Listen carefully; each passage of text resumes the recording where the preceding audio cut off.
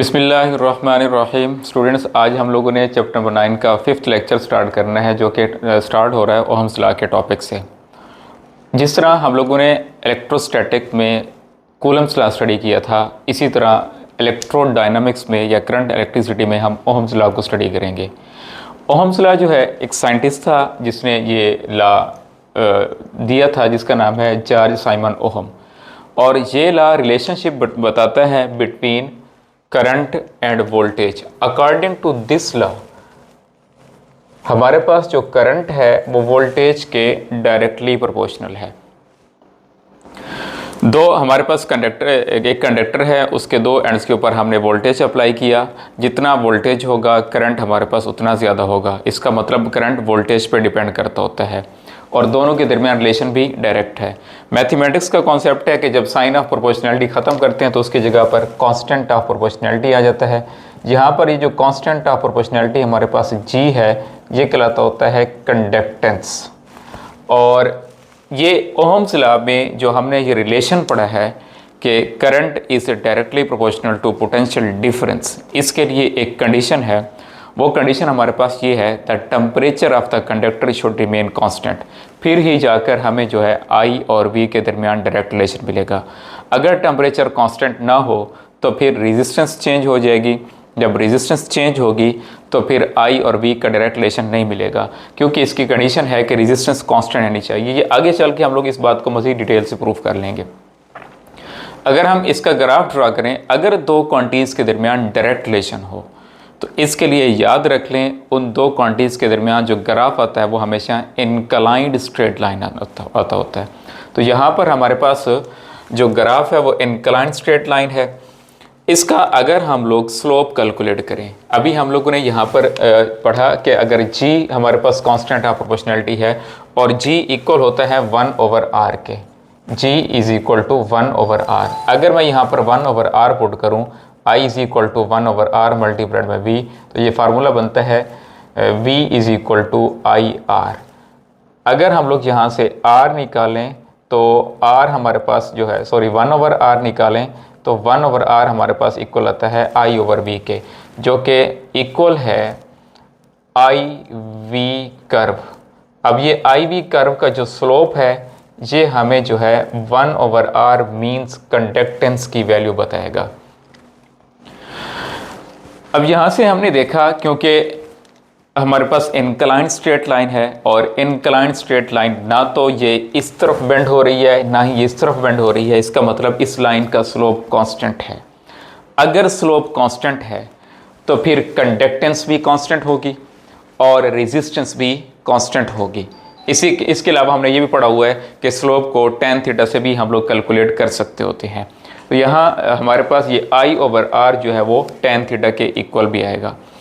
अब इसमें कंडीशन ये है कि V is directly proportional to I उस टाइम होगा जब हमारे पास G कांस्टेंट होगी, कंडक्टेंस और रेजिस्टेंस भी कांस्टेंट होगी। आगे चल के हमने यहाँ पर रेजिस्टेंस को डिस्कस करना है, लेकिन इसकी जो डिपेंडेंस है वो यहीं पर बताता हूँ कि resistance of any conductor depends on temperature. अगर किसी कंडक्टर का टेम्परेचर चेंज हो जाए, इसकी रेजिस्टेंस चेंज हो जाएगी। जब रेजिस्टेंस चेंज होगी तो फिर करंट और वोल्टेज का हमें डायरेक्ट रिलेशन नहीं मिलेगा, क्योंकि V is directly proportional to I उस टाइम है जब हमारे पास रेजिस्टेंस कांस्टेंट है। रेजिस्टेंस को कांस्टेंट करने के लिए वो तमाम फैक्टर्स हमें कांस्टेंट करने पड़ेंगे जिनके ऊपर रेजिस्टेंस डिपेंड करती है। क्योंकि रेजिस्टेंस टेम्परेचर पे डिपेंड करती है तो रेजिस्टेंस को कांस्टेंट रखने के लिए टेम्परेचर को कांस्टेंट रखना पड़ेगा। अगर टेम्परेचर चेंज हो जाए तो रेजिस्टेंस चेंज होगी, जब रेजिस्टेंस चेंज होगी तो फिर V और I का डायरेक्ट रिलेशन हमें नहीं मिलेगा। ओहम्स लॉ को सामने रखते हुए हम दो किस्म के कंडक्टर स्टडी करते हैं, एक है ओहमिक कंडक्टर्स और दूसरे हमारे पास हैं नॉन ओहमिक कंडक्टर्स।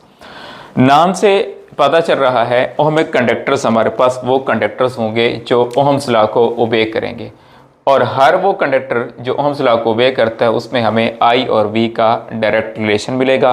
और हर वो कंडक्टर जो ओहम्स लॉ को ओबे करता है उसकी रेजिस्टेंस हमारे पास कांस्टेंट होगी, और रेजिस्टेंस को कांस्टेंट रखने के लिए टेम्परेचर भी कांस्टेंट होगा और इन दो क्वांटिटीज का स्लोप भी हमारे पास जो है वो कांस्टेंट होगा। अगेन इनक्लाइंड स्ट्रेट लाइन हमारे पास बन रही है फॉर ओमिक सब्सटेंसेस, और इसकी एग्जांपल हमारे पास है मेटल्स एट लो टेम्परेचर, क्योंकि लो टेम्परेचर के ऊपर V और I का डायरेक्ट रिलेशन मिल रहा होगा। जैसे टेम्परेचर इंक्रीज करेंगे, इसका मतलब टेम्परेचर कांस्टेंट नहीं है। जब टेम्परेचर हमें कांस्टेंट नहीं होगा तो फिर V और I का डायरेक्ट रिलेशन हमें नहीं मिलेगा। नॉन ओमिक सब्सटेंसेस में हमारे पास वो सब्सटेंसेस जो ओहम्स लॉ को ओबे नहीं करते, वो हमारे पास नॉन ओमिक सब्सटेंसेस कहलाएंगे। अगर वो ओहम्स लॉ को ओबे नहीं कर रहे, इसका मतलब I और V का रिलेशन भी डायरेक्ट नहीं मिलेगा, और रेजिस्टेंस भी कांस्टेंट नहीं होगी, टेम्परेचर भी कांस्टेंट नहीं होगा। अब यहाँ पर हम थोड़ा सा कॉन्सेप्ट समझ लेते हैं। अगेन रेजिस्टेंस टेम्परेचर के ऊपर किस तरह डिपेंड कर रही है। इसमें हम मटेरियल्स को दो हिस्सों में क्लासीफाई कर लेंगे। एक हमारे पास मटेरियल्स कंडक्टर्स हैं और एक हमारे पास सेमी कंडक्टर्स हैं। ये बात हम लोगों ने लास्ट टाइम पढ़ी थी। मेटेलिक कंडक्टर्स में 4 कैरियर्स फ्री इलेक्ट्रॉन्स होते हैं।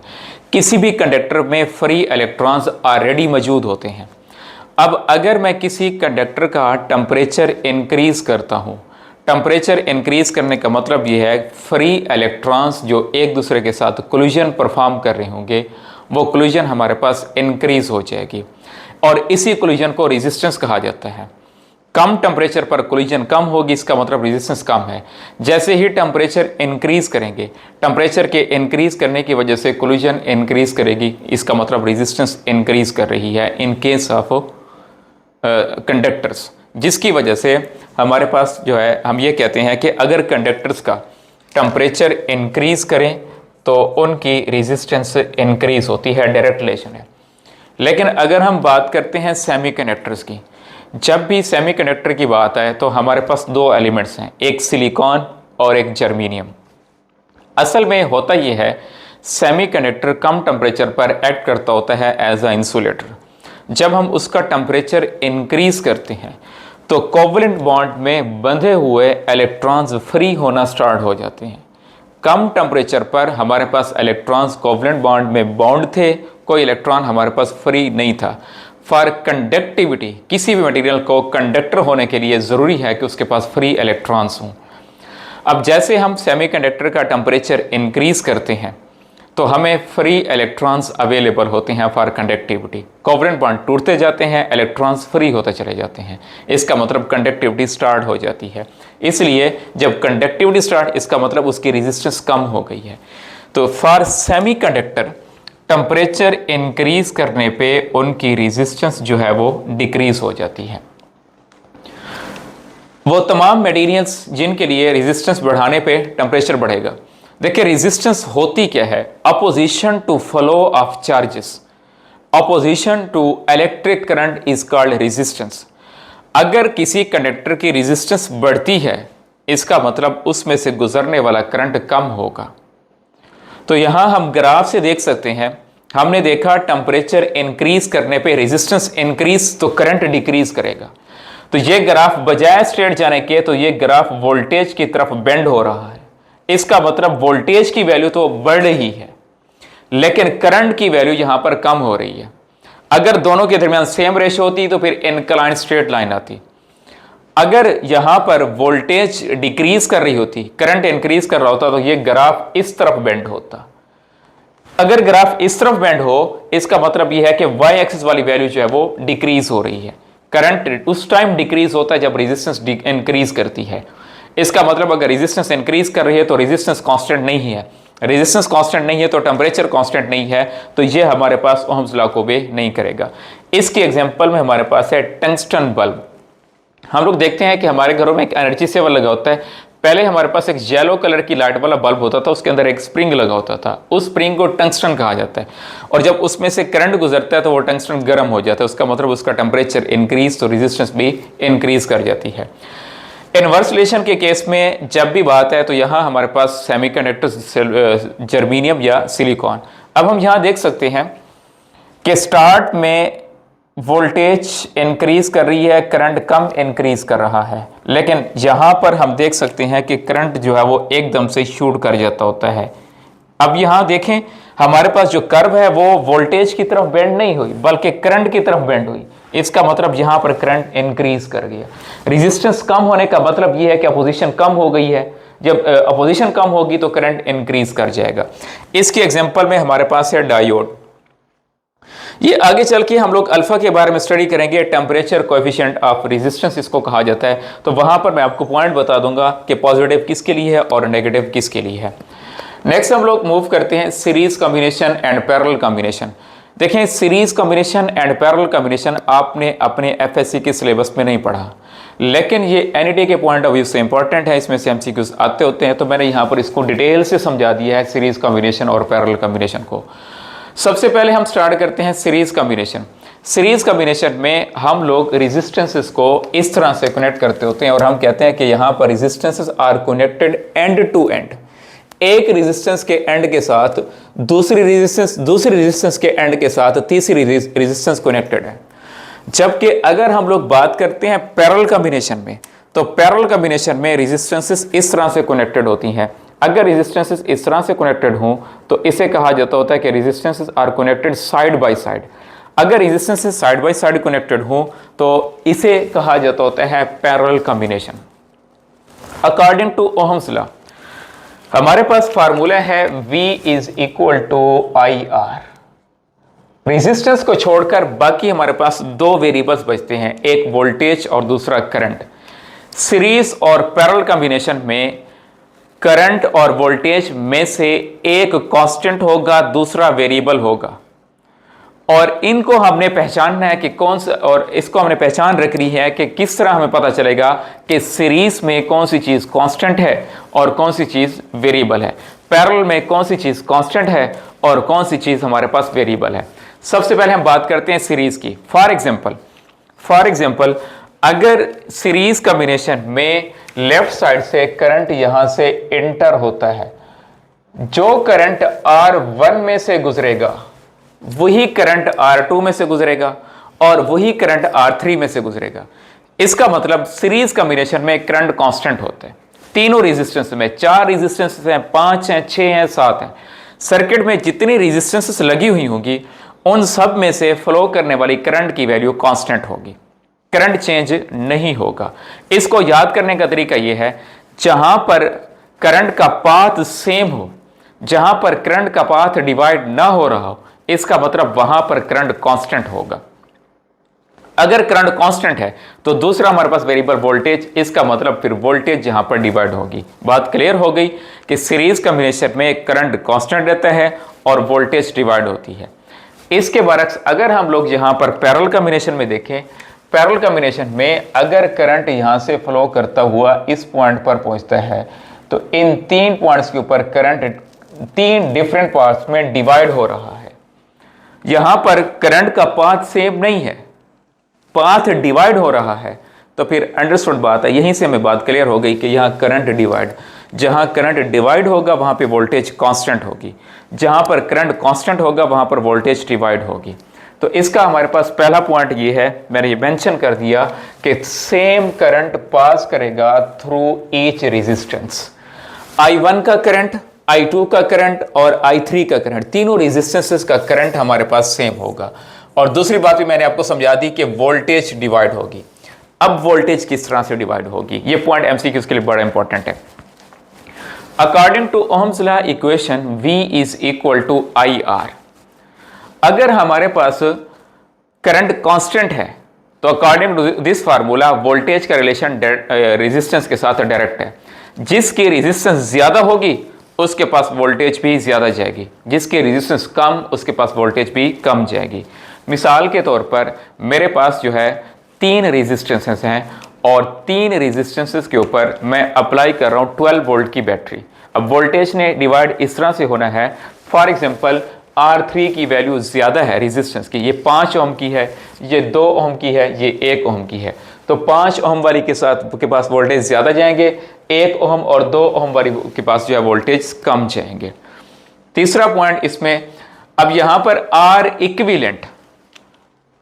इक्विवेलेंट से मुराद ये है कि अगर हम इस कॉम्बिनेशन की टोटल वोल्टेज मालूम करें तो सॉरी टोटल रेजिस्टेंस मालूम करें तो वो कैसे मालूम करेंगे? तीन रेजिस्टेंसेस कनेक्टेड हैं, तीनों रेजिस्टेंस की टोटल रेजिस्टेंस इक्विवेलेंट रेजिस्टेंस किसकी इक्वल होगी?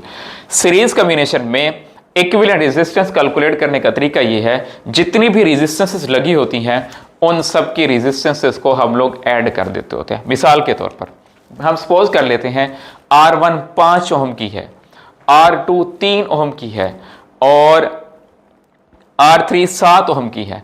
तो 5 और 3 8 और 7 15। तो equivalent resistance of this combination will be 15 ओम। ये तरीका है इक्विवेलेंट रेजिस्टेंस कैलकुलेट करने का इन सीरीज कॉम्बिनेशन। अब नेक्स्ट पॉइंट, एक शॉर्टकट यहां पर मौजूद है। वो शॉर्टकट हमारे पास ये है कि अगर 3 रेजिस्टेंसेस हों, 4 रेजिस्टेंसेस हों, 5 रेजिस्टेंसेस हों, सारी रेजिस्टेंसेस इक्वल हों, पहले रेजिस्टेंस 5 ओम की, दूसरी रेजिस्टेंस भी 5 ओम की, तीसरी रेजिस्टेंस भी 5 ओम की। अब अगर आपने इक्विवेलेंट मालूम करना हो तो नंबर ऑफ रेजिस्टेंस को मल्टीप्लाई कर दें विद वैल्यू ऑफ रेजिस्टेंस। अब वैल्यू ऑफ रेजिस्टेंस हमारे पास कितनी है? 5 और नंबर ऑफ रेजिस्टेंस 3, तो आंसर हमारे पास आ जाएगा 15। Very very important point, in series combination equivalent resistance of the combination always greater than individuals. मिसाल के तौर पर मेरे पास एक रेजिस्टेंस है R1 is equal to 5 ohm, R2 is equal to 2 ohm, R3 is equal to 3 ohm. अगर मैं इसकी R इक्विवेलेंट निकालता हूं तो मेरे पास आंसर आता है 10। अब इस इक्विवेलेंट रेजिस्टेंस का मैं कंपैरिजन करता हूं विद इंडिविजुअल रेजिस्टेंस। इस तीनों में सबसे बड़ी रेजिस्टेंस 5 है और इक्विवेलेंट रेजिस्टेंस इंडिविजुअल रेजिस्टेंसेस में मौजूद सबसे बड़ी रेजिस्टेंस से भी ग्रेटर है। इसका यह मतलब है, और ये ऐसा सीरीज कॉम्बिनेशन में हमेशा होता रहेगा। अब इस पे एक छोटा सा एमसीक्यूज आपसे पूछा जा सकता है एनईटी में, ये पहले भी एक बार हम लोग डिस्कस कर चुके थे। मिसाल के तौर पर वो हमें कहता है कि 3 रेजिस्टेंसेस हैं, एक की वैल्यू जो है हमारे पास 5 है, दूसरे की 2 है और तीसरे की 3 है। इक्विवेलेंट रेजिस्टेंस बताएं। ऑप्शन ए आपको बता देता है 1 ओम, ऑप्शन बी आपको बता देता है 1.5 ओम, ऑप्शन सी आपको बता देता है 2.5 ओम और ऑप्शन डी आपको बता देता है 10 ओम। अब आप इस एमसीक्यूज को विदाउट कैलकुलेटर या विदाउट सॉल्विंग इसका करेक्ट ऑप्शन बता सकते हैं। 10 ओम को छोड़कर बाकी सारी वैल्यूज उसने जो बताई हैं वो सारी इन इंडिविजुअल से कम थी, जबकि इक्विवेलेंट रेजिस्टेंस जो है इन सारी इंडिविजुअल से ग्रेटर होती है। तो ग्रेटर सब में 10 बन रही है, तो इसका मतलब इसका करेक्ट ऑप्शन हमारे पास 10 होगा। पैरेलल कॉम्बिनेशन स्टार्ट करते हैं। यहां तक मैं आपको पॉइंट समझा चुका हूं कि अगर यहां करंट डिवाइड हो रहा है इसका मतलब वोल्टेज सेम होगी। वोल्टेज सेम होने का मतलब जो वोल्टेज बैटरी की होगी, फॉर एग्जांपल मैं इसको 10 वोल्ट की बैटरी के साथ कनेक्ट करता हूं तो वही 10 वोल्ट R1 के पास जाएंगे, वही 10 वोल्ट R2 के पास जाएंगे और वही 10 वोल्ट जो है वो R3 के पास जाएंगे। अगर वोल्टेज सेम है इसका मतलब फिर करंट डिवाइड होगा। इसको हम जरा प्रैक्टिकल एग्जांपल समझते हैं। हमारे घरों में इलेक्ट्रिसिटी आ रही है, डिफरेंट अप्लायंसेस हमारे रूम्स में कनेक्टेड होते हैं, बल्ब है, फैन है, एसी है, फ्रिज है, ये सारे पैरेलल कॉम्बिनेशंस में कनेक्टेड होते हैं। इसकी एक निशानी ये है, अगर एक बटन से एक अप्लायंसेस ऑन हो रहा हो इसका मतलब ये पैरेलल कॉम्बिनेशन है। अब हमारे घरों में एवरेज 220 वोल्ट्स आ रहे होते हैं क्योंकि हमारी सारे अप्लायंसेस कनेक्टेड हैं किसमें? पैरेलल कॉम्बिनेशन में। तो सबको 220 वोल्ट्स मिलेंगे। बल्ब को 220 वोल्ट, पंखे को 220 वोल्ट, फ्रिज को 220 वोल्ट, एसी को 220 वोल्ट। वोल्टेज सबके पास सेम जा रहे हैं तो फिर इसका मतलब करंट जो है वो डिवाइड होगा। तो यही बात मैंने यहां पर मेंशन की, अगर वोल्टेज सेम है तो करंट डिवाइड होगा। अब करंट किस तरह से डिवाइड होगा? हम लोग जानते हैं कि करंट और रेजिस्टेंस का इनवर्स रिलेशन है, जिसके रेजिस्टेंस ज्यादा उसमें करंट कम फ्लो करेगा, जबकि वोल्टेज के साथ रेजिस्टेंस का डायरेक्ट रिलेशन बनता है। जिस तरह आइडेंटिटी का रेजिस्टेंस सीरीज कॉम्बिनेशन में इक्विवेलेंट रेजिस्टेंस कैलकुलेट करने का तरीका बताया, इसी तरह अगर हम पैरेलल कॉम्बिनेशन की बात करते हैं तो पैरेलल कॉम्बिनेशन में इक्विवेलेंट रेजिस्टेंस हम लोग इस तरह फ्रैक्शन से कैलकुलेट करते हैं। मिसाल के तौर पे अगर मुझे 3 रेजिस्टेंसेस गिवन है और इन 3 रेजिस्टेंसेस की मैं R इक्विवेलेंट मालूम करना चाहता हूं तो इसका फार्मूला है 1/R equivalent is equal to 1/R1 plus 1/R2 plus 1/R3। अब इसमें मजीद 2 शॉर्टकट मैंने डाल दिए। एक शॉर्टकट तो इसके साथ मिलता जुलता है आइडेंटिकल के लिए। एक हमारे पास है, अगर यहां आप देख सकते हैं कि कॉम्बिनेशन में मेरे पास 3 रेजिस्टेंसेस हैं। अगर 3 रेजिस्टेंसेस हूं, 4 रेजिस्टेंसेस हूं, 5 हूं, 6 हूं, फिर तो हम यही फार्मूला अप्लाई करेंगे। लेकिन अगर कॉम्बिनेशन में सिर्फ 2 रेजिस्टेंसेस गिवन है और हम आइडेंटिटी का रेजिस्टेंस कैलकुलेट करना चाहते हैं, तो फिर हमारे पास यहाँ पर एक दूसरा शॉर्टकट फार्मूला है कि दोनों रेजिस्टेंसेस को मल्टीप्लाई करके उनके सम पे डिवाइड कर देंगे, और इस फार्मूले को पढ़ा जाता होता है प्रोडक्ट ओवर सम। शॉर्टकट याद करने का तरीका है product over sum, product of 2 resistors divided by sum of 2 resistors. ये आर इक्विवेलेंट कैलकुलेट करने का फार्मूला है जस्ट फॉर 2 रेजिस्टर्स। उनकी वैल्यूज आइडेंटिकल हो तो भी एप्लीकेबल है, डिफरेंट वैल्यूज हो तो भी एप्लीकेबल है। अब जैसे हमने यहां पर आर इक्विवेलेंट पढ़ा, अगर हम लोग पैरेलल कॉम्बिनेशन में आर इक्विवेलेंट फाइंड करना चाहते हैं तो n पर डिवाइड करेंगे। इसका मतलब सीरीज कॉम्बिनेशन में आर इक्विवेलेंट का रिलेशन नंबर ऑफ रेजिस्टेंस के साथ डायरेक्ट है। रेजिस्टेंस की तादाद बढ़ाएं, इक्विवेलेंट रेजिस्टेंस बढ़ेगी। यहां पर आर इक्विवेलेंट का रिलेशन इनवर्स है, रेजिस्टेंसेस की तादाद बढ़ाएं, इक्विवेलेंट रेजिस्टेंस की वैल्यू कम होती है। अगर यहां इक्विवेलेंट रेजिस्टेंस कैलकुलेट करके इंडिविजुअल के साथ कंपेयर करते हैं तो इंडिविजुअल की वैल्यू जो है वो इक्विवेलेंट रेजिस्टेंस की वैल्यू जो है वो सर्किट में मौजूद स्मॉलर रेजिस्टेंस से भी स्मॉलर होगी। इस बात को यूं समझ सकते हैं, R1 मेरे पास 5 है, R2 मेरे पास 2 है, R3 मेरे पास 3 है। अगर मैं इसे पैरेलल कॉम्बिनेशन में कनेक्ट करता हूं, जो इक्विवेलेंट रेजिस्टेंस होगी वो इसमें मौजूद जो 2 है इससे भी स्मॉलर होगी, क्योंकि मेरे पास जो 3 रेजिस्टेंसेस हैं उसमें सबसे छोटी रेजिस्टेंस 2 है और पैरेलल कॉम्बिनेशन में आर इक्विवेलेंट इस 2 से भी स्मॉलर जाएगी। और बाज़ दफ़ा एमसीक्यूज इस तरह से भी आ सकता होता है कि इक्विवेलेंट रेजिस्टेंस इन सीरीज और इक्विवेलेंट रेजिस्टेंस इन पैरेलल की रेशो किसके इक्वल आएगी, तो वो हमारे पास सिंपल है n²। मिसाल के तौर पर एमसीक्यूज आ जाता है कि 5 रेजिस्टेंसेस हैं 3 ओहम की, उनको सीरीज में कनेक्ट करें और फिर उनको जो है पैरेलल में कनेक्ट करके दोनों के रेशो बताएं। तो रेजिस्टेंस कितने हैं 5 और 5 का स्क्वायर हमारे पास कितना है 25। तो आंसर हमारे पास आ जाएगा जी 25। अब जितने हम लोगों ने यहाँ पर फार्मूलाज डिस्कस किए सीरीज और पैरेलल कॉम्बिनेशंस के, आगे चल के हम इनको यूज़ करेंगे, लेकिन उससे पहले कुछ शॉर्टकट हमारे पास यहाँ पर मौजूद हैं। इन शॉर्टकट्स को पहले डिस्कस कर लेते हैं, फिर हम इन सब के एमसीक्यू सॉल्व करेंगे। पहला इसमें है कि if a wire of resistance R is cut into n equal parts then the equivalent resistance of each new part will B.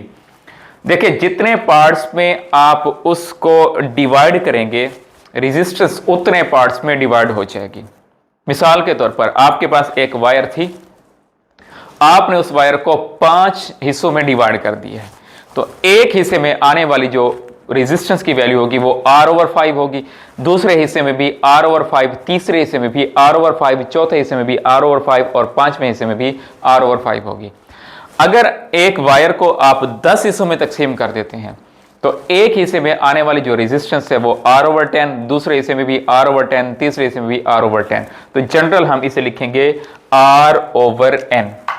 Next हमारे पास पॉइंट है जी, if wire of resistance R is cut into n equal parts and then these parts are connected in series. मेरे पास एक wire है, for example ये एक वायर है 1 2 3 4 5 6। मैंने इसको पहले कट किया, कट करने के बाद इन सब को मैं सीरीज में जोड़ देता हूं, तो फिर इक्विवेलेंट रेजिस्टेंस की वैल्यू किसके इक्वल आएगी, वो सिंपल जस्ट R के इक्वल आएगी। ये सारे पॉइंट्स एमसीक्यूज के लिए इंपॉर्टेंट है। थर्ड पॉइंट है, if a wire of resistance R cut into n equal parts and then these parts are collected to form a bundle. Very very important point. बाज़ दफा वो कहेगा collected to form a bundle. अगर word आ जाए connected to form a bundle या word आ जाए are connected face to face, आमने सामने कनेक्ट किए गए हैं, या वर्ड आ जाए इन पैरेलल कॉम्बिनेशन, तो इन तीनों बातों का मतलब एक ही है।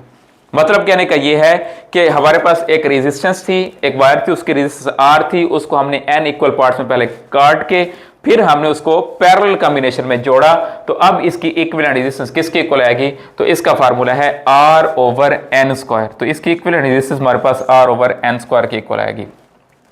यहां पर याद रहे, मैं रिपीट कर देता हूं, अगर वर्ड बंडल आ जाए इसका मतलब पैरेलल कॉम्बिनेशन है, फेस टू फेस आ जाए फिर भी इसका मतलब हमारे पास पैरेलल कॉम्बिनेशन होगा। If a wire of resistance R is bent to form, इस पे एमसीक्यूज आ चुका है एनईटी में इस शॉर्टकट के ऊपर। If a wire of resistance R is bend to form a circle. अब हमारे पास एक वायर है, उसकी रेजिस्टेंस आर है, हम उसको यूं बेंड करके सर्कल बना देते हैं। अब जब वो इस तरह का सर्कल बनेगा, ये ऐसे हमने सर्कल बनाया। अब सर्कल में तो लातादाद डायमीटर ड्रॉ किए जा सकते हैं। ये भी हमारे पास डायमीटर है, ये भी हमारे पास डायमीटर, ये भी डायमीटर और ये भी diameter. Across any of its diameter, और अगर हमसे वो इक्विवेलेंट रेजिस्टेंस पूछ लेता है across any of its diameter, यहां से यहां पूछ लेता है, यहां से यहां पूछ लेता है, इधर से इधर पूछ लेता है, तो उसका हमारे पास फार्मूला है R/4। अगर R की वैल्यू फॉर एग्जांपल मुझे 20 गिवन है, मैं उसको 4 पे डिवाइड करके आंसर बता सकता हूं। नेक्स्ट भी हमारे पास जो शॉर्टकट है, ये भी वेरी वेरी इंपॉर्टेंट है। For N identical resistors, n identical resistors हैं, each of resistance are connected to form a closed loop, to form a closed loop, very very important point। यहाँ closed loop से मुराद triangle भी हो सकती है, यहाँ closed loop से मुराद square भी हो सकता है, यहाँ closed loop से मुराद जो है वो रेक्टेंगल भी हो सकता है। अगर हम क्लोज लूप बनाना चाहते हैं और हमसे किसी दो कॉर्नर्स के अक्रॉस इक्विवेलेंट रेजिस्टेंस पूछ रहा है, किसी दो कॉर्नर्स के अक्रॉस, तो फिर हम लोग ये फार्मूलाज यूज कर सकते हैं। इन फार्मूलाज को जरा ध्यान से समझें। R equivalent is equal to n-1/n multiplied by R each. मिसाल के तौर पर आपने क्लोज लूप बनाया और क्लोज लूप के 3 हमारे पास जो है लाइंस आई हैं उसके अंदर, तो फिर रेजिस्टेंस 3 हिस्सों में डिवाइड हो जाएगी अकॉर्डिंग टू दिस शॉर्टकट। तो एक हिस्से में आएगी R/3, दूसरे हिस्से में R/3 और तीसरे हिस्से में भी R/3 है। तो यहां आप लोग R/3 पुट करेंगे। लेकिन अगर आप ये फार्मूला अप्लाई नहीं करते, ये वाला फार्मूला अप्लाई करना चाहते हैं, आपको बेंडिंग नहीं समझ आ रही कि आपने इसको जो है ना जो डिवाइड किया है एक हिस्से में कितनी रेजिस्टेंस आएगी, तो फिर आप इसको यूज करेंगे। फॉर एग्जांपल आपको कहा जाता है कि हमने एक क्लोज लूप बनाया, एक स्क्वायर बनाया हमने, ठीक है। अब उस स्क्वायर में जो टोटल रेजिस्टेंस थी वायर की वो R थी, तो फिर आप ये फार्मूला यूज कर देंगे n-1/n² multiplied by total resistances, ठीक है जी। 3 रेजिस्टेंस का क्लोज लूप कह सकता है, आपको 4 रेजिस्टेंस का कह सकता है, 5 रेजिस्टेंस का कह सकता है, जितने भी रेजिस्टेंस का कहेगा। फॉर एग्जांपल वो कहता है कि 5 रेजिस्टेंस का क्लोज लूप बनाया, n की वैल्यू 5 पुट कर देंगे, और वो आपसे कहता है कि टोटल रेजिस्टेंस 100 ओम है, तो यहां आप टोटल पुट कर देंगे, ठीक है जी। अगर आपको वो कहता है कि एक हिस्से में आने वाली रेजिस्टेंस जो वो 20 ओम है, तो आप लोग यहां पर 20 पुट करके ये फार्मूला अप्लाई कर देंगे जी। एमसीक्यूज हम लोग स्टार्ट करते हैं। जितने भी मैंने यहाँ पर शॉर्टकट्स आपको बताए हैं वो सारे हम लोग यहाँ इंप्लीमेंट करके देखेंगे कि ये शॉर्टकट्स किस तरह से अप्लाई होंगे। अब पहला हमारे पास है जी, which of the following is a parallel combination. यहाँ हमने स्लोप का कॉन्सेप्ट पढ़ा हुआ है। According to this formula slope of V I graph हमें इंफॉर्मेशन देती होती है 1/r की। तो यहां पर हम देख सकते हैं कि slope is equal to 1/r। अब एक बात हम लोग जानते हैं, इक्विवेलेंट रेजिस्टेंस सीरीज कॉम्बिनेशन में ग्रेटर होती है, जबकि पैरेलल कॉम्बिनेशन में स्मॉलर होती है। अगर अब हम देख रहे हैं किसका स्लोप कम है और किसका स्लोप ज्यादा है, उसके अकॉर्डिंग हम R को डिसाइड करेंगे। अगर स्लोप इंक्रीज करता है तो अंडरस्टूड बात है R डिक्रीज करेगी, और जिसमें R डिक्रीज कर रही है वो पैरेलल कॉम्बिनेशन होगा। देखें ये बात स्लोप की काफी दफा हम लोग डिस्कस कर चुके हैं। एक हॉरिजॉन्टल लाइन का स्लोप 0 होता है और एक वर्टिकल लाइन का स्लोप इनफाइनाइट होता है। लाइन जैसे जैसे हॉरिजॉन्टल से वर्टिकल होती जाएगी उसका स्लोप वैसे वैसे बढ़ता जाएगा। इसका मतलब अगर हम इन दो इक्वेशंस का कंपैरिजन करते हैं तो हमें एक बात समझ आती है, ए का स्लोप कम है, ये लेस वर्टिकल है, बी का स्लोप ज्यादा है क्योंकि ये मोर वर्टिकल है। इसका मतलब ए जो है हमारे पास ये पैरेलल कॉम्बिनेशन में है, जिसका स्लोप ज्यादा होगा उसकी रेजिस्टेंस कम, सॉरी बी का स्लोप ज्यादा है। अगर बी का स्लोप ज्यादा है तो इसकी रेजिस्टेंस कम होगी। इसका मतलब हमारे पास जो बी है ये पैरेलल कॉम्बिनेशन में है। दूसरा MCQs, which wire of resistance R cut into 4 equal parts are joined face to face. अब आर इक्विवेलेंट बता दें। यहां पर मैंने आपको पॉइंट क्लियर किया था कि फेस टू फेस का मतलब ये है। इसमें 2 पॉइंट समझ आएंगे। पहली बात तो यह है कि अगर हम वायर को कट करते हैं n इक्वल पार्ट्स में, तो एक हिस्से में रेजिस्टेंस कितनी आ जाएगी, R/n।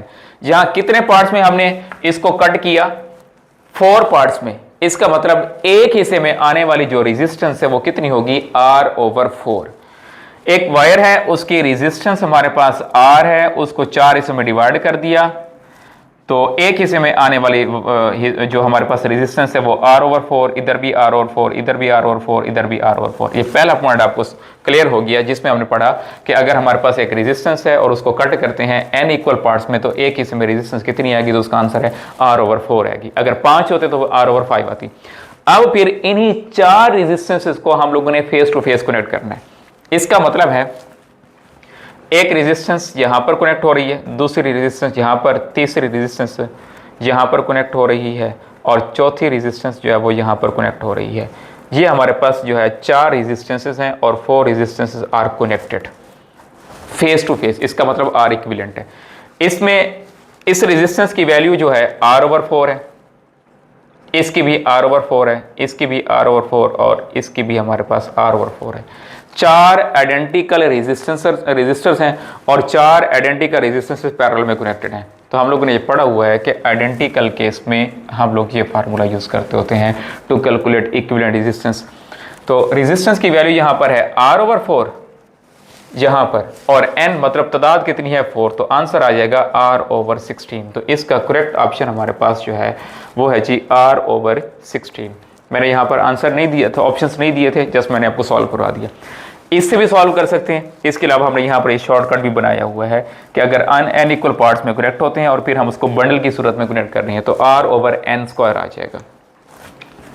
तो R/n² से भी सॉल्व करें तो भी हमारे पास आंसर जो है वो R/16 आएगा जी।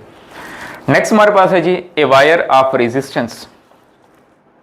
देखें वायर की रेजिस्टेंस R थी, n इक्वल पार्ट्स में आपने उसको जो है ज्वाइन किया फेस टू फेस, मतलब बंडल किया, तो Rn⁴, तो यहाँ पर हमारे पास R/16 आंसर आ जाएगा।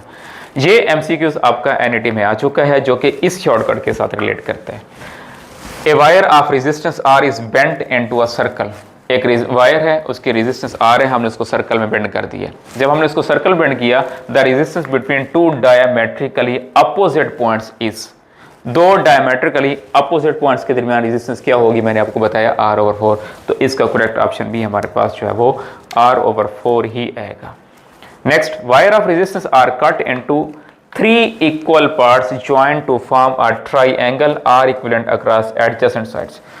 टू फॉर्म अ ट्राइएंगल, इसका मतलब यहां पर क्लोज फॉर्म बन रही है। अब आप लोग देख सकते हैं टोटल रेजिस्टेंस R है और उसको 3 इक्वल पार्ट्स में डिवाइड किया।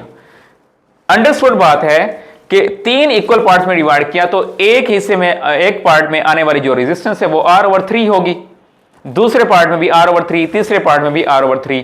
अब आपकी मर्जी है R/3 पुट करके इससे सॉल्व कर लें, आपकी मर्जी है इससे सॉल्व कर लें। मैं दोनों से सॉल्व करवा देता हूं ताकि पॉइंट क्लियर हो जाए। देखें हमने बनाई है ट्राइएंगल, यहां पर भी रेजिस्टेंस, यहां पर भी रेजिस्टेंस, यहां पर भी रेजिस्टेंस। टोटल रेजिस्टेंस तो R3 3 हिस्सों में डिवाइड हुई। तो हम जानते हैं जब 3 हिस्सों में डिवाइड हुई तो एक हिस्से में आने वाली रेजिस्टेंस R/3 होगी। यहां पर रेजिस्टेंस आएगी R/3, इधर भी रेजिस्टेंस आ जाएगी R/3, इधर भी रेजिस्टेंस आ जाएगी R/3।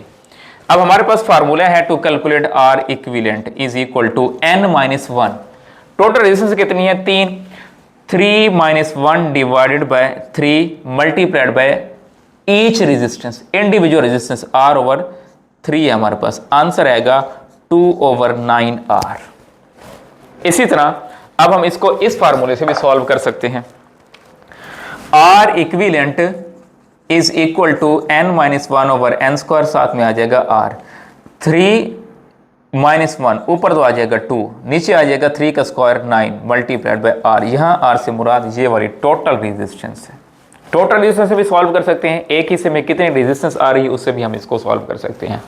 Next, a uniform wire of 36 ohm bend into circle. अब सर्कल में इस तरह से बेंड हुई है कि यहां पर 2 वायर्स का जो है एंगल 30 डिग्री बन रहा है।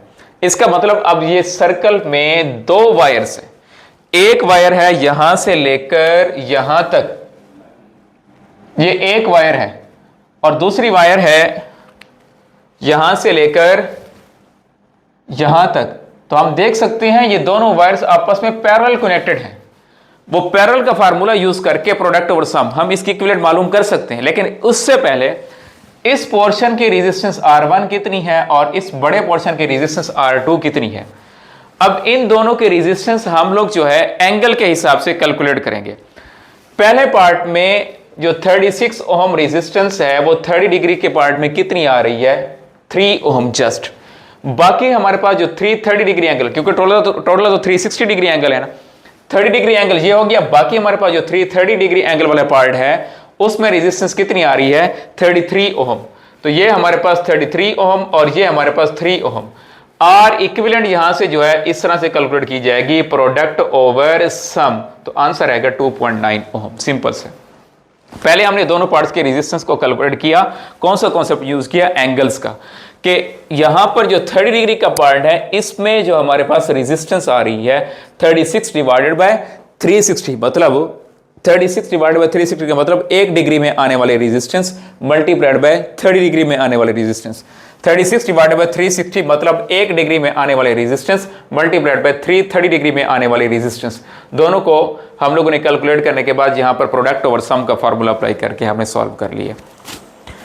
नेक्स्ट हमारे पास है जी रेजिस्टेंस। दोबारा हम लोगों ने जो यहां पर एक पार्ट छोड़ दिया था रेजिस्टेंस का, जो कि हमारे पास कांस्टेंट ऑफ प्रोपोर्शनैलिटी कहलाता था, अब हम इसकी डिटेल यहां पर स्टार्ट कर रहे हैं।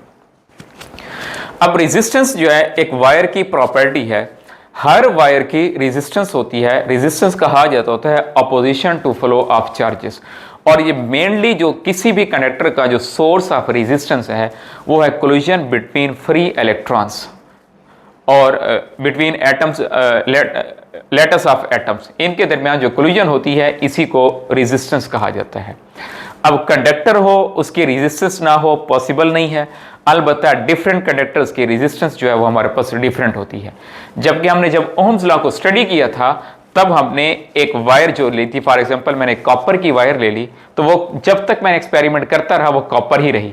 लेकिन करंट के फ्लो की वजह से क्योंकि टेम्परेचर इंक्रीज करता था तो हमने ये किया था उसका टेम्परेचर कांस्टेंट रख के V और I का डायरेक्ट रिलेशन देखा था।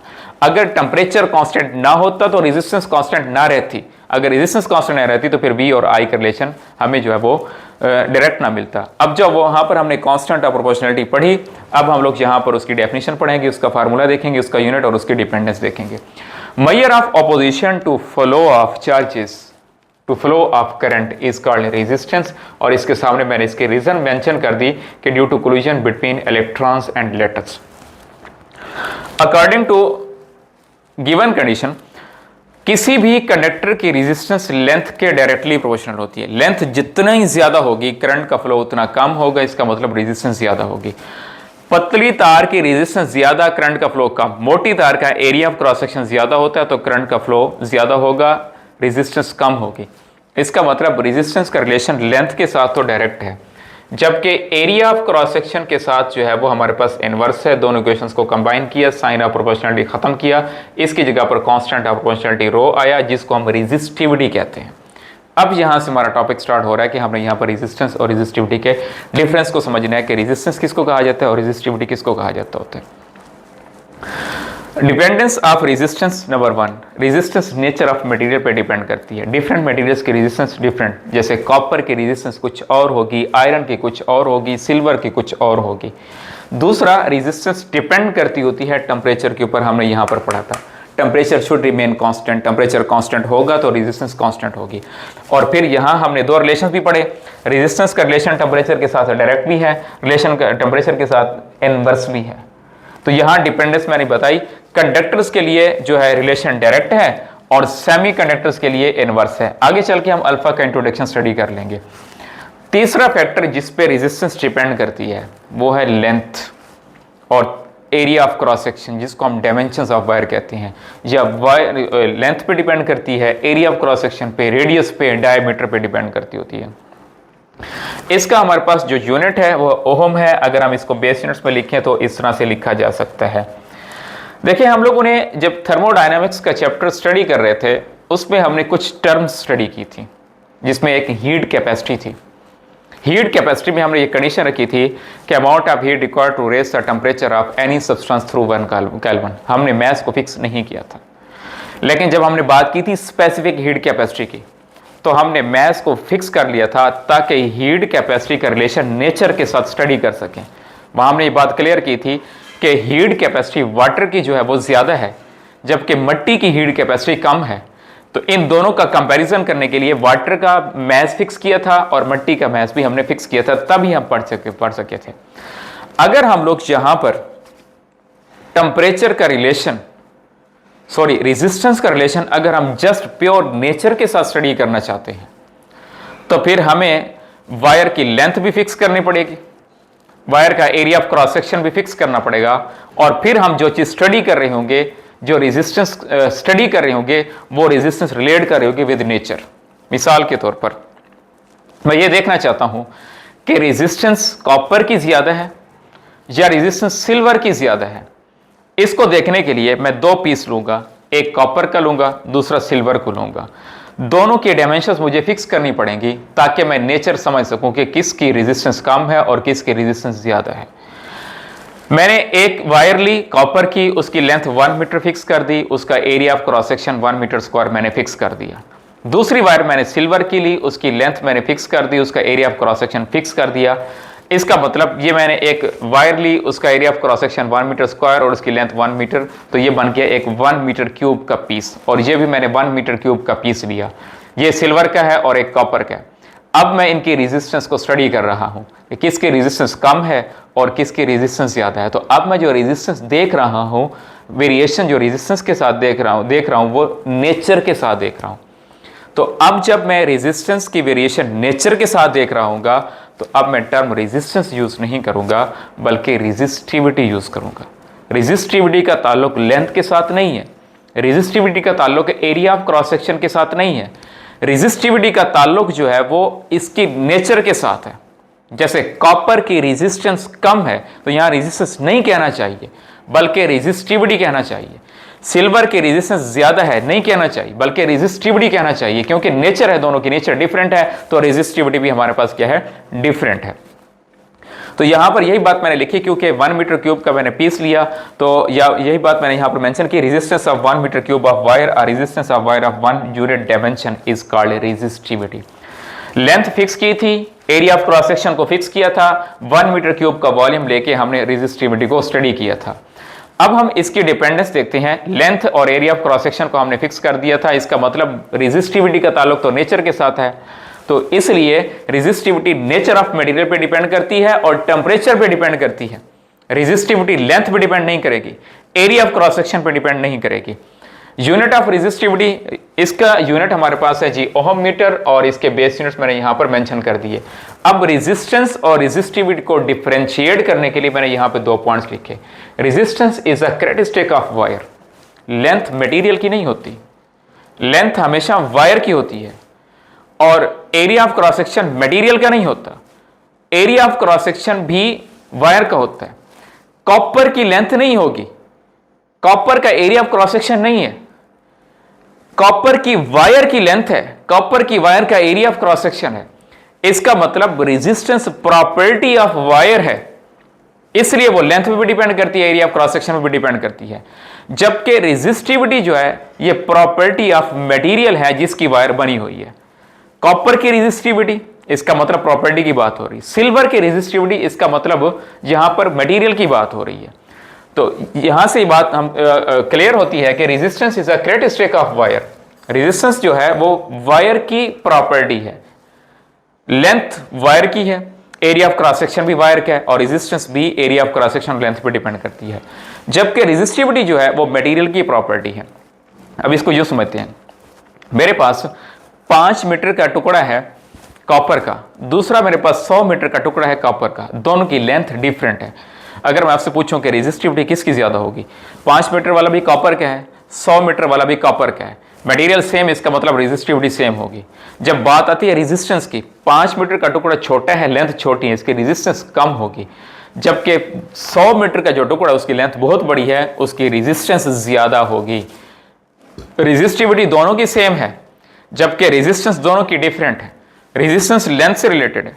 अब दूसरी बात, एक 5 मीटर की मेरे पास वायर है सिल्वर की, दूसरी 5 मीटर की मेरे पास वायर है कॉपर की, दोनों की nature different, resistivity different, length same, resistance same होगी। तो ये कॉन्सेप्ट है रेजिस्टेंस और रेजिस्टिविटी का। अब हम जो है रेजिस्टेंस को भी पढ़ लिया, रेजिस्टिविटी को भी पढ़ लिया, अब हम इन दोनों की रेसिप्रोकल टर्म्स पढ़ेंगे। रेजिस्टेंस की रेसिप्रोकल टर्म हमारे पास जो है वो कंडक्टेंस है, जो कि कहलाती है रेसिप्रोकल ऑफ रेजिस्टेंस। इसको जी से रिप्रेजेंट किया जाता होता है। इन्हीं सारे रेजिस्टेंस के रिलेशंस को चेंज करके हमने यहाँ पर कंडक्टेंस के रिलेशंस बना लिए। मुश्किल नहीं है, आसान से है। जिस तरह रेजिस्टेंस जिन जिन फैक्टर्स पे डिपेंड करती है, उन्हीं फैक्टर्स पे रेजिस्टेंस भी डिपेंड करेगी, लेकिन जो रिलेशंस हैं वो रिवर्स हो जाएंगे। Nature of material, temperature. देखें, रेजिस्टेंस का रिलेशन टेम्परेचर के साथ डायरेक्ट था कंडक्टर के लिए, कंडक्टेंस के लिए इनवर्स हो जाएगा। सेमी कंडक्टर के लिए रेजिस्टेंस का रिलेशन जो है वो इनवर्स था, तो यहां पर हमारे पास जो है वो जिसकी रेजिस्टेंस बढ़ेगी उसकी कंडक्टेंस कम होगी, जिसकी रेजिस्टेंस कम होगी उसकी कंडक्टेंस हमारे पास जो है वो ज्यादा होगी।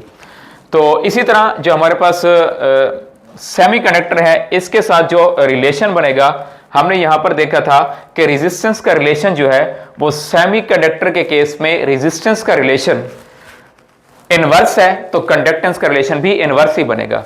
देखिए, अगर रेजिस्टेंस कम करेंगे तो यहां पर जो कंडक्टेंस है वो इंक्रीज कर जाएगी टेम्परेचर के इंक्रीज करने पे। इसका मतलब यहां पर जो है टेम्परेचर के साथ सेमी कंडक्टर के केस में रिलेशन जो है वो डायरेक्ट बनता होता है। डायमेंशंस ऑफ वायर पे डिपेंड करेगी, क्योंकि रेजिस्टेंस रेसिप्रोकल है, कंडक्टेंस और रेजिस्टेंस एक दूसरे के रेसिप्रोकल है। यूनिट ऑफ कंडक्टेंस जो है वो पर ओम है, जो कि मोह और साइमन के इक्वल होता है। देखिए, आप लोगों ने एक टर्म पढ़ी हुई है frequency. Frequency is equal to 1/t होती है, जिसे हम कहते हैं reciprocal of time period is called frequency, reciprocal of frequency is called time period. अगर हम इन दोनों क्वांटिटीज का प्रोडक्ट निकालें, f multiplied by t equal आता है 1 के, और 1 हमारे पास कांस्टेंट है। जिस तरह फ्रीक्वेंसी और टाइम पीरियड का आपस में इनवर्स रिलेशन है और प्रोडक्ट कांस्टेंट के इक्वल है, बिल्कुल इसी तरह रेजिस्टेंस और कंडक्टेंस का जो प्रोडक्ट है वो भी 1 के इक्वल आएगा, जो कि हमारे पास कांस्टेंट है, क्योंकि इन दोनों का आपस में रिलेशन जो है वो इनवर्स होता है। तो आर जी इक्वल आ जाएगा 1 के।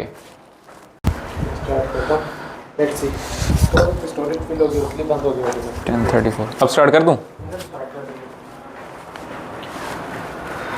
जिस तरह रेजिस्टेंस का रेसिप्रोकल हमने कंडक्टेंस पढ़ा, इसी तरह रेजिस्टिविटी का रेसिप्रोकल हमारे पास कंडक्टिविटी है। Reciprocal of resistivity, conductance of 1 metre cube of wire. इसका फार्मूला कंडक्टिविटी को सिग्मा से रिप्रेजेंट किया जाता है, और इसकी डिपेंडेंस की बात करें तो वही डिपेंडेंस है जो हमने रेजिस्टिविटी की पढ़ी है। नेचर ऑफ मटेरियल पर डिपेंड करेगी और टेम्परेचर के ऊपर। यूनिट्स ऑफ कंडक्टिविटी मैंने मेंशन की है, पर ओहम पर मीटर, मोह पर मीटर या साइमन पर मीटर, और इसके बेस यूनिट्स भी बता दिए। जिस तरह मैंने आपको बताया था कि product of resistance and conductance is equal to 1, बिल्कुल इस तरह product of resistivity and conductivity is also equal to 1, जो कि कांस्टेंट के इक्वल है। Temperature coefficient of resistance. Suppose करें ये मेरे पास एक वायर है, इसकी जो रेजिस्टेंस है वो मेरे पास R0 है, जिसे मैं इनिशियल वैल्यू कहूँगा।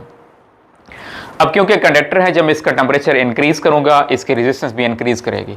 मैं इसका टेम्परेचर जस्ट 1 केल्विन इंक्रीज करता हूं, रेजिस्टेंस इंक्रीज होगी। जितनी रेजिस्टेंस इंक्रीज होगी मैं उसको नाम दे रहा हूं RT का।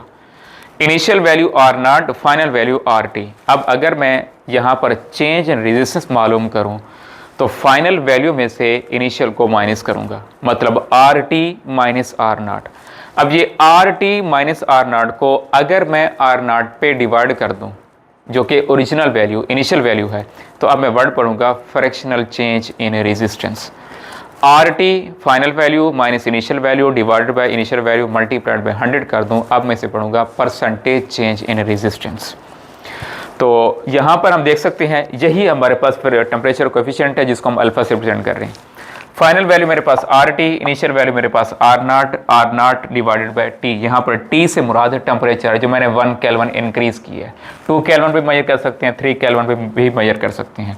तो ये कहलाता है फ्रैक्शनल चेंज इन रेजिस्टेंस पर केल्विन राइज इन टेम्परेचर। ये फार्मूला रेजिस्टेंस के लिए, ये फार्मूला रेजिस्टिविटी के लिए। देखें, ऊपर भी रेजिस्टेंस है, नीचे भी रेजिस्टेंस के यूनिट्स कैंसिल आउट हो जाएंगे, तो बाकी हमारे पास यूनिट्स बच जाएंगे पर केल्विन या पर सेंटीग्रेड, जो कि किसके यूनिट्स हैं जी? टेम्परेचर कोएफिशिएंट ऑफ रेजिस्टेंस के। Variation in resistance of wire, very important point यहाँ पर ये है, बाज़ दफ़ा MCQs आता होता है, if a wire is stretched, अगर हम एक वायर को स्ट्रेच करें, बस ये बात लिखी होती है, तो what will be the effect on resistance, resistance पे क्या इफेक्ट पड़ेगा। If a wire is stretched to double of its length, what will be the effect on resistance. ये एमसीक्यूज वेरी वेरी इंपॉर्टेंट है, इस पॉइंट को हमने समझना है। देखें अब स्टेटमेंट में उसने एक बात बता दी, एक बात छुपा दी है। If a wire is stretched to double of its length, जब वर्ड स्ट्रेच आ जाए इसका मतलब जब हम किसी वायर को स्ट्रेच करते हैं to double of its length, wire की लेंथ इंक्रीज करेगी, वैसे वैसे एरिया ऑफ क्रॉस सेक्शन उसका रिड्यूस होगा। अगर हमने लेंथ डबल की, इसका मतलब हमने 2 टाइम्स उसको स्ट्रेच किया, तो area of cross section 2 times कम हो जाएगा। अगर हमने वायर को 3 times of its original length stretch किया, तो area of cross section 3 times कम हो जाएगा। ये पॉइंट वेरी वेरी इंपॉर्टेंट है। तो वो एरिया ऑफ क्रॉस सेक्शन की बात नहीं करता होता, बल्कि किसकी बात कर लेता होता है, लेंथ की। तो हम लोग जो है यहां पर इसको थोड़ा सा इसको डिस्कस करने से पहले सॉल्व कर लेते हैं। मुझे उसने कहा हमने वायर को स्ट्रेच किया to double of its length, original length L prime 2L के इक्वल है।